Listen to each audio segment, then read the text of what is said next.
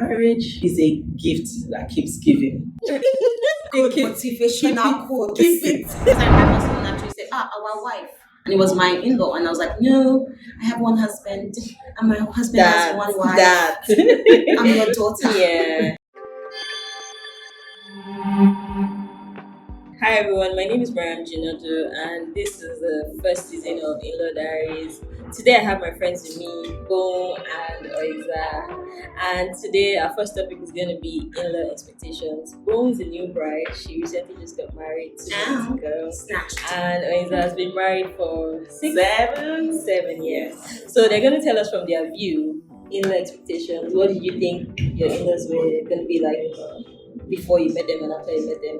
And Oiza on the other side, I call them veteran wives, people that have been married over 5 years.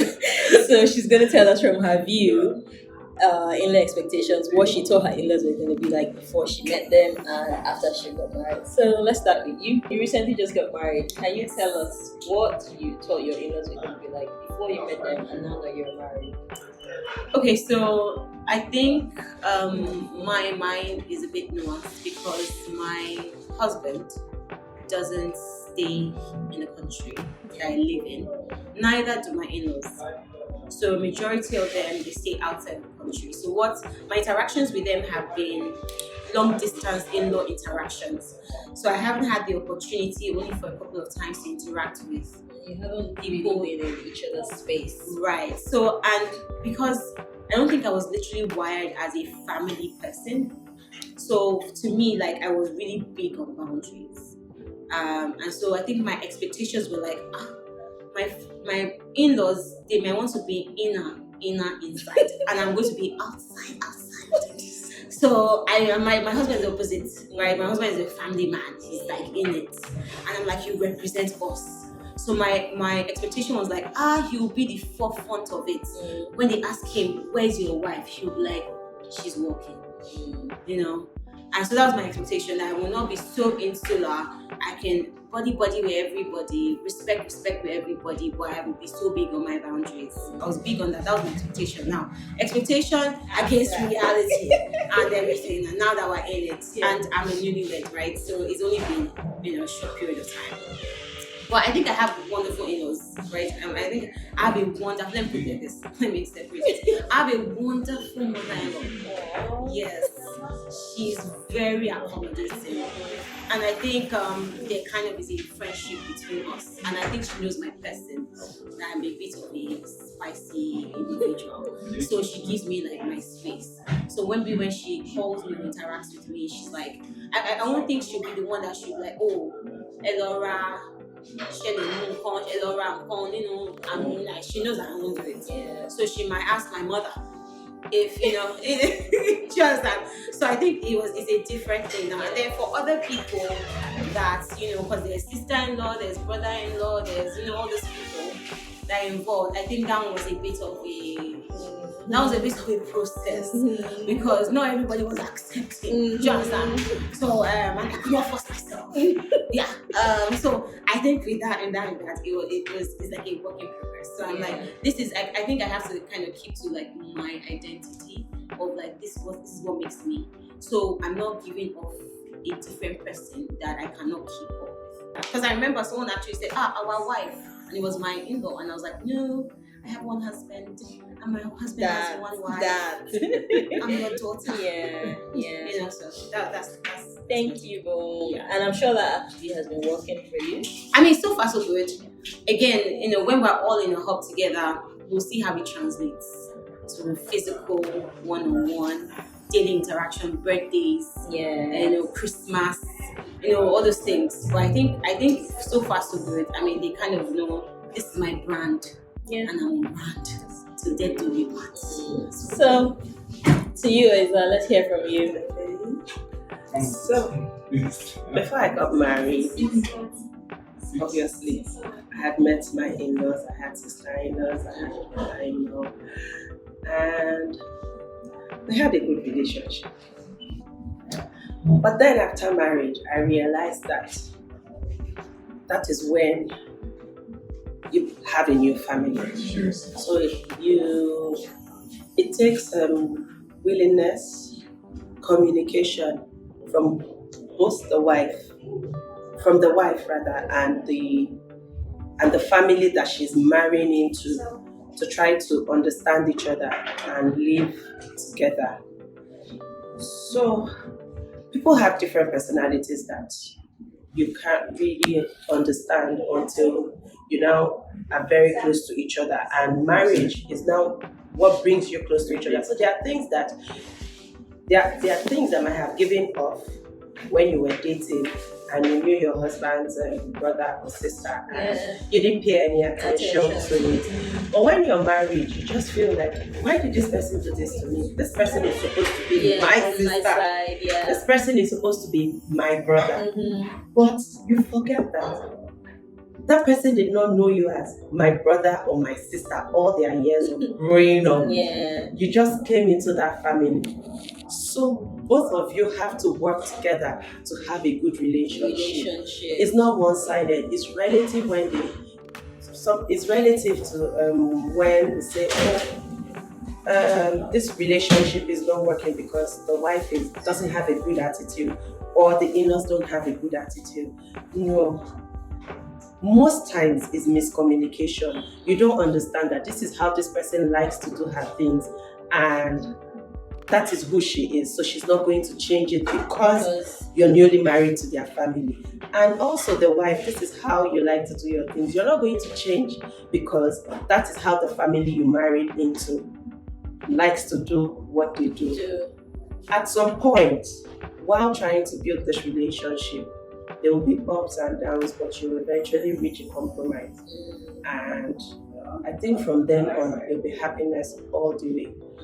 For me, personally, I did have it really rough with my in-laws. But we had the communication gaps, and when we realized that these were the things that we needed to fix to understand each other, it's been very beautiful since then on, and I'm happy for the experience because, yes, I've carried that experience into other things. I'm meeting someone, for example, because when you marry, you're going to meet different people that your husband has known, even if it's not family, friends. I'm meeting people, this is your husband's friend's wife. It helps you to understand the relationship, because sometimes some of us have had friends that we've been friends with maybe 20 years, all your life. For someone like me that most of my friends were friends I had for a very long time. You find it hard mixing with new people. Knowing new people, I'm very defensive. I don't know who this person is. I don't want my own is I don't want trouble. So I'm shielding myself away from trouble. But then you realize that shielding yourself away from that trouble is actually causing more trouble, because in my relationship with my in-laws, I didn't try to be too friendly with them, but I wasn't standoffish.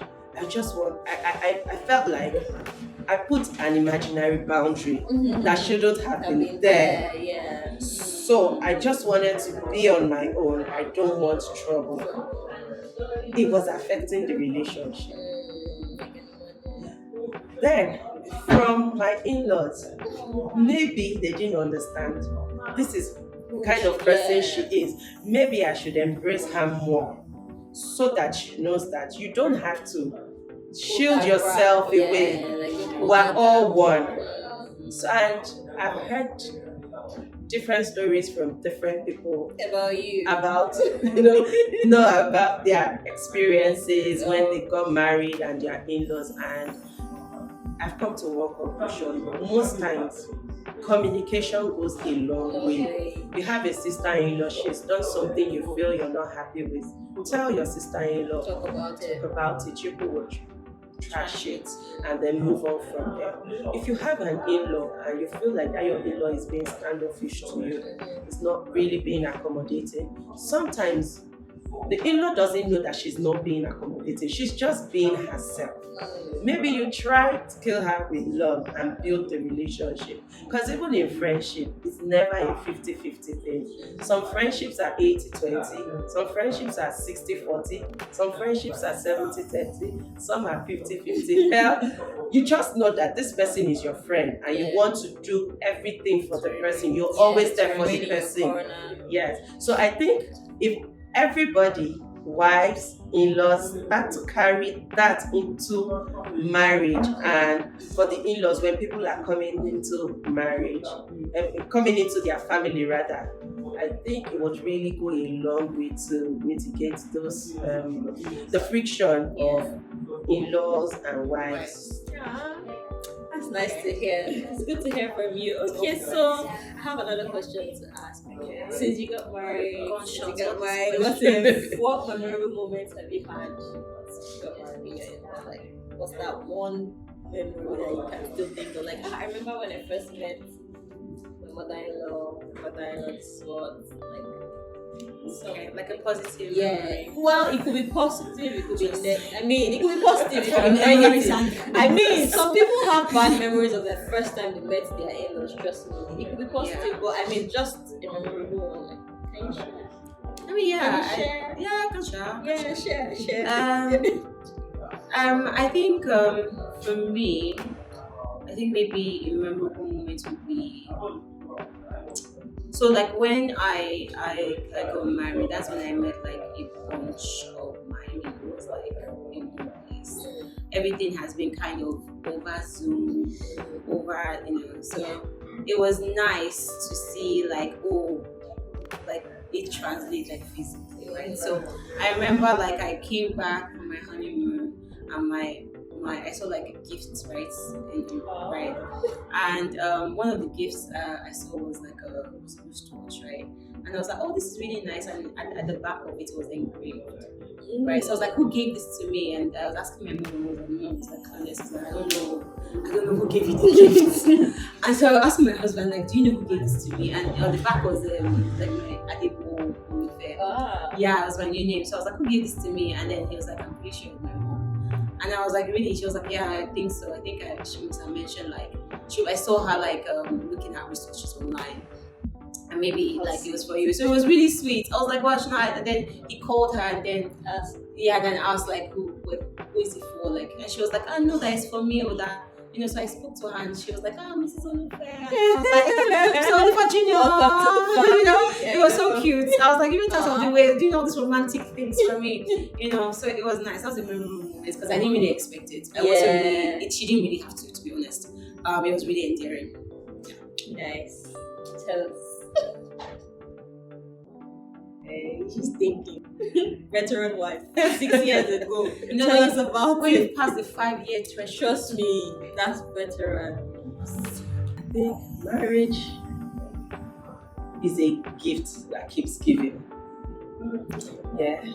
So good motivational quote. Marriage is a gift that keeps giving. So you're new in the family. Something happens. All this love for me. And then some months pass by, a year passes by, and something else happens and it's stopping the one that happened the last time. So far, I have too many very memorable moments. Just give us one.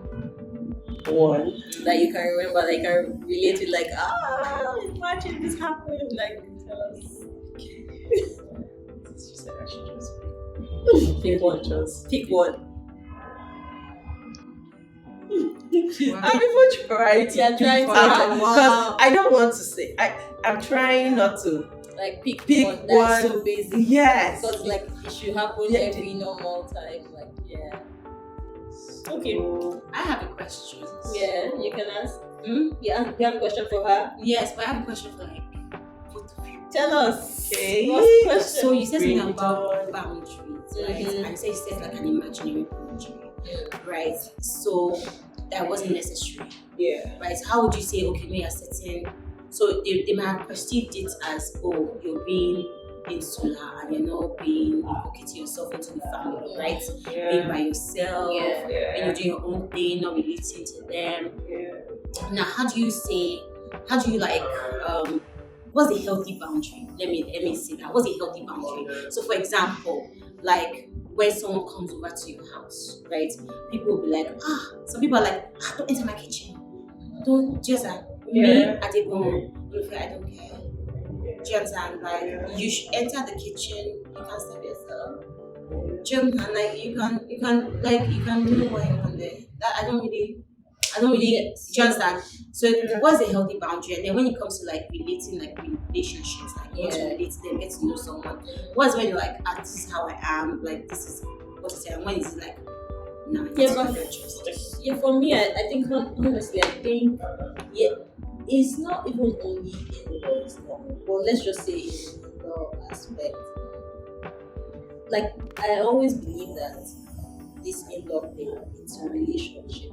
Yeah. And you grow like so you're comfortable with that person. Unless if the person is just not in your space, like the person just naturally doesn't like you, doesn't want you in their corner. Yeah. But in-law relationship, like having your in-laws is actually a relationship. You grow to learn to know the person. Like this person is this kind of person. This person will not take this kind of thing. And once you build that relationship, it's just like living with your husband, living with your sister. I mean, growing up, you know that my sister doesn't like this thing. I won't do it. But when you grow older, you already know that she doesn't like this thing. So even when you grow older, like there are lesser reasons why you guys have frictions because you already understand each other. You've already built the relationship, and that's the same thing with in-laws. Once you start, like you're new into the family, you grow, and then you learn to know each other. At some point, even the friction will not happen anymore because everybody knows that this is who this person is, this is what this person likes. And I like the incident of coming into the kitchen. I feel like, of course, at some point, when everybody gets to know each other, it won't be an issue. Like you coming into my kitchen or coming into my space or something. Yeah. So I just feel like it's a relationship. Like you grow into it until you're comfortable with each other. Yeah. Okay, that's pretty good. So Yeah, but You can still say, Okay. So I'm going to take your example. I'm going to take your instance as an example. So some people marry into families that their in-laws are way older than them. They're not in the same age bracket. Yes. Maybe the age difference is like the least age difference is 15 years. In a case like that, there's nobody coming into your kitchen. Those people are really old. When they come to your house, you're hosting them. Yeah. So if my friend comes to my house, for example, I'm still hosting her, even if she's going to move around. So, but when you have an in-law that is older in the same age group, she feels like we're friends.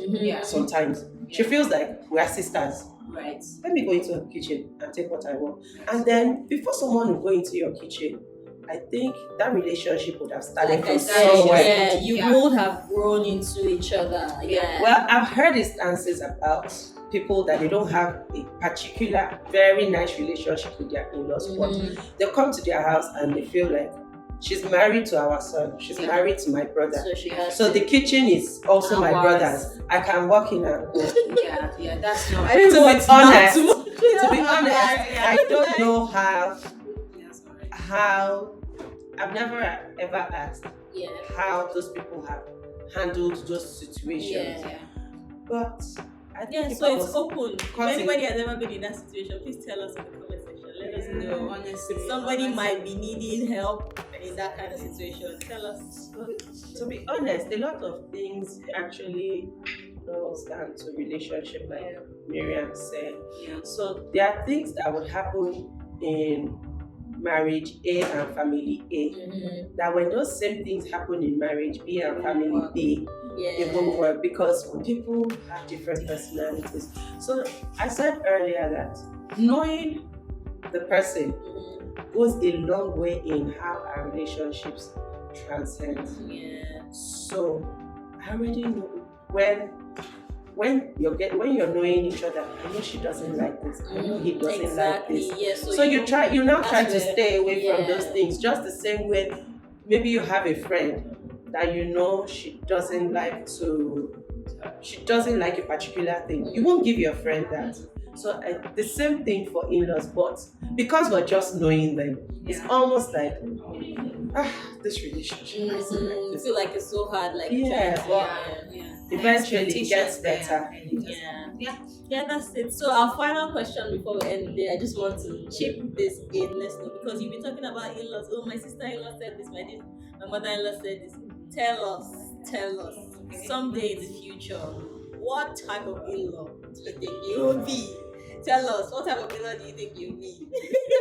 Tell us, because we'll keep this in the record. Well. Yeah. Cruella de Vil. Ah, Serious. I'm kidding. This is recorded with a pleasant person. There's no need for fear. Right. Wonderful. And that's it. Wonderful. No, the thing is this. I can say that in my head. I would like to model after what I was brought up with. Until there's a, Do you understand? until there's a fire. Like moment. until, because I'm also quite protective, right? But I understand people's like boundaries and space. Now, when it comes to someone that you love so much as your child, Yeah. and then you're giving your other child away, you want the best, right? You want excellence, nothing short of perfection that we always try to achieve, which is impossible. So I think it will have to be me talking to myself. If I'll be looking at myself in the mirror like, oh, don't be there. I can't imagine. Yeah, so tell us, what type of in-law do you think you'd be? I'm hoping and praying that I remain a very awesome poison, so I can be an awesome mother-in-law poison. So I know sometimes life experiences make people become who they're not. Mom said something about when you love your kids, you're defensive, you want the best for your kids. Yeah. Yes, and I think it's what really affects a lot of mother-in-laws. She's saying the daughter-in-law does something that the husband is comfortable with, but she's not realizing anymore is her husband and he's comfortable And with she's not it. realizing that it's a different story. But in in- the other room. In her mind, In the other room. in her mind, why is she doing this to my son? No, I have to fight for my child. But with patience and I know, right? okay. So, but with patience and Yeah. tolerance, I think you'd learn to love. With patience and tolerance, and I hope I have all of this when I get to that age that I become a mother-in-law. Yeah. I'm hoping that I should be able to Take it deep. I should be able to take and accept whether my children agree that they want to get married. Heck, I'm a great sister-in-law. You know my brother-in-law. Yeah, so thank you, Bo. Thank you, Oiza. Thank you for coming. I think with little that we've spoken about, we've been able to shed light on in-law expectations. Someone out there will definitely be able to pick one or two from us. Until we meet again on the next episode of Inlaw Diaries. Bye.